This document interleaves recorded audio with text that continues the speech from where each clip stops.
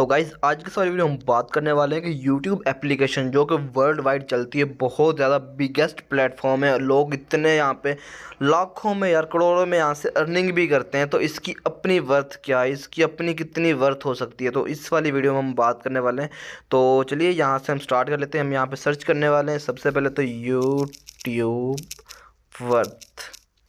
तो इस तरह से हमें सर्च करना है। जैसे ही सर्च करेंगे तो यहाँ पे गाइज आप देख सकते हो जो यूट्यूब रिपोर्टेड रेवेन्यू है वो यहाँ पे जो लास्ट टाइम रिपोर्ट हुआ है वो 19.8 बिलियन डॉलर है यहाँ पे इन 2022। ठीक है, तो यहाँ पे आप देख सकते हो एनुअल रेवेन्यू इंक्रीज्ड 28.8 बिलियन यहाँ पे हो रहा है। ठीक है, उसके बाद व्हाट इज़ यूट्यूब नेटवर्थ आप देख सकते हो 2022 की इसकी जो नेटवर्थ है वो यहाँ पे 23.89 बिलियन यूएस डॉलर है। ठीक है, इतनी मतलब कि यहाँ पे यूट्यूब की वर्थ है जो कि इस टाइम पे जो रिपोर्ट हुई है एनुअली एक साल